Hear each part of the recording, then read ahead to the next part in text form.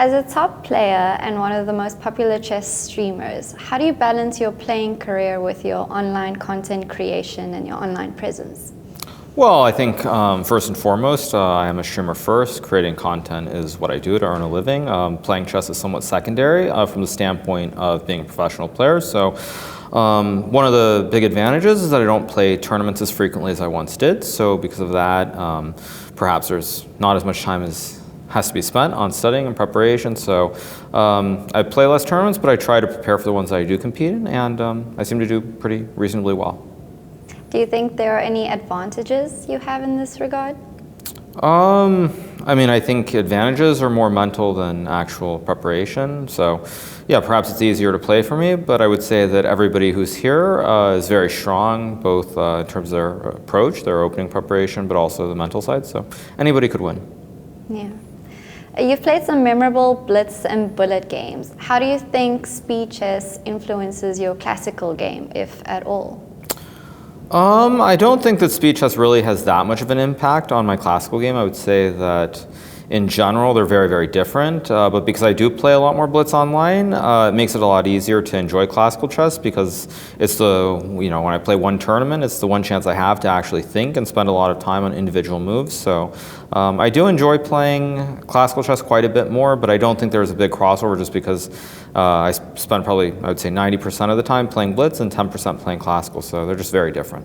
Oh, wow. And you don't think that playing fast impacts your game negatively at all, especially in long positions, when you need to spend a lot of time because you're so used to thinking fast? Well, I think what I would say in regards to that is there are different approaches. I mean, we live in 2024, we don't live in the 1970s. And I mean, if you go back to the old days, there were many approaches. I mean, of course, the Russian school was, founded by Botvinnik.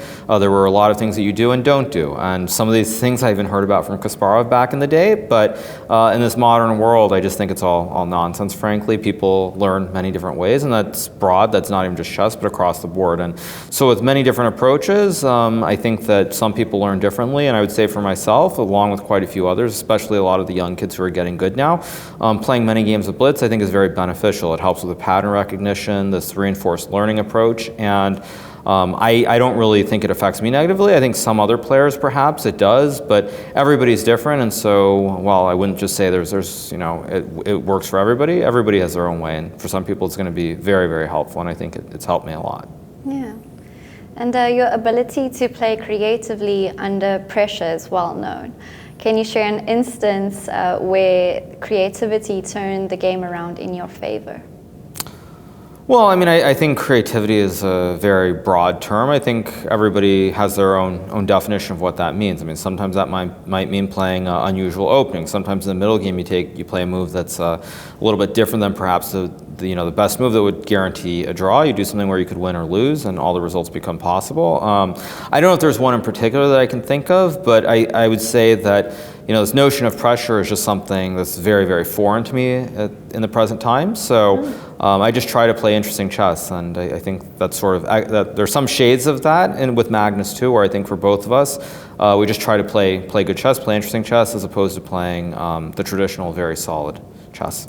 So with pressure, are you feeling any pressure about the candidates, or if it's a foreign concept to you, or are you just putting it at the back of your mind? Well, I mean, it depends what view people want to have. I mean, a lot of people are under the impression, let me put it this way, I think a lot of people sort of misunderstand content creation, they misunderstand the whole online sphere, and you hear people throw around words like it's just for content, or it's all an act, this, that, or the other thing. Which completely misses the point. I think that if you look at a lot of streamers, and this is not just about chess, but in general, they're actually quite smart in their approach, and I would say very little of it is just acting on purpose or trying to create drama. There are obviously people who do that, but for the most part, that's not what goes into it. And so for me, I don't feel any pressure with this tournament. I think if I were to win it, it's nice and fine, but the fact of the matter is, if I were to become world champion, the reach or the influence of that is so minor compared to what I've done through streaming content creation. So if I've reached, let's just say 5 million people through all my online content, being world champion will reach a small fraction of that. So I'm pretty content with where I'm at, and just looking forward to playing the tournament. Yeah, that's really great confidence to have. It's not confidence. It's just the reality that I've found another path that, for better or worse, is far more lucrative, and it makes it a lot easier to actually enjoy chess. I think for a lot of players, if you look back to pre-pandemic, let's just go back to 2018, 2019. All the players, myself, Fabiano, Nepo, etc., when you play the Grand Chess Tour or other events and you're on the road probably at least 8-9 months, if not more, just playing the same people, same openings, same things, chess is not very fun. So when chess isn't fun, I think the results suffer, and not even suffer, but I think nobody's very happy or positive. And for me, since I don't have to do that anymore, it's a lot easier to enjoy the game. Yeah, so you love chess more, you're just enjoying playing more. Yeah, I think for me it's, to use a common term, it's playing with house money. So I just play, try to do well, and that's that. And I think, there probably are players who have more pressure than others, but for me, as I said, I don't really think about those sorts of things because it's not that big of a deal to me. And I know some people won't like me saying that, but that's simply the reality. Yeah. Your 2022 candidates, your game against Ding, cost you a ticket to the world match. How did you recover from that? Well, I think at the time, like basically everybody else, I assumed that it didn't matter. So I think when people try to say that it cost me a shot, in reality it did. At the time, though, nobody believed that because, as I've said many times before, if everybody believed that, Fabiano would have gotten second place in that tournament without a shadow of a doubt. He would have simply played solid and finished second. I mean, I would say that with like 99% certainty. I truly believe that Fabiano could have gotten second place. But everybody was under the impression that Magnus was going to play. So what I would say about that game very specifically is it's something that's happened to me in actually a couple other tournaments. Most of the times I haven't lost in the last game, but there's this feeling that I've had of where I just want the tournament to be over. And a good example was also the American Cup, where I think when I played Wesley So in the final, I had won the first match, and then the second one, when I played him, I was sort of I don't want to say very shaky, but I didn't play the best moves because I kind of wanted it all to just be over with, and then I had to play playoffs and everything else. I did win that in the end, but the general feeling was just wanting the tournament to be over, feeling like I'd done what I had to do from some standpoint. So. At the time, it wasn't a big deal, and I think actually to sort of contrast it, after that last round against Ding, I did my recap, I went out for dinner, and that was basically it for me. And I remember because after that last round, when I went to dinner, coincidentally, I was at the same restaurant as Fabiano, his girlfriend, and also his coach, Vladimir Chuchilov, and the difference was quite striking because I was having a good time, I was laughing, I was enjoying myself, and Fabiano was he was stone-faced, was not talking much at all, he was very, very upset.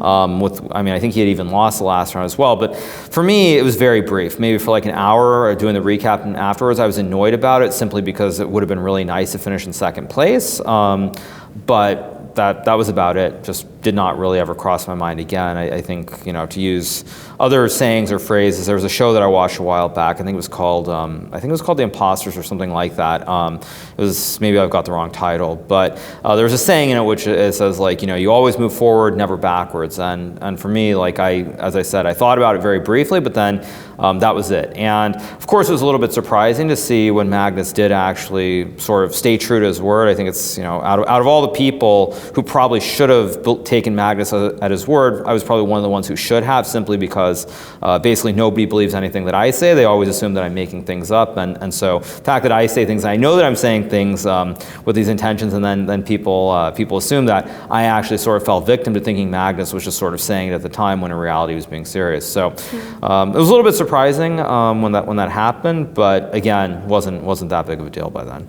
Yeah. Do you think playing online so much helps you bounce back faster from losses? I think for me, well, the good thing about playing online a lot is that you win many games, but you also lose many games, and I think that's very beneficial to realize that you're not perfect. I think that's one thing that, we don't have to go way off topic, but a lot of the top players are so used to only playing against certain players. They're so used to like not losing to weaker players that you get the sense of being invincible, other than when you play like, Magnus or Fabiano. But because I play people across the spectrum, even weak GMs, for example, who can play very well in one-off games, I think that I'm very used to it. So I sort of just play a lot, win some, lose some, and I think it's very important just like not worry about it. When you can go from one game to another game very quickly as well, I think that's the best thing that can happen because you don't have time to think about it. Yeah.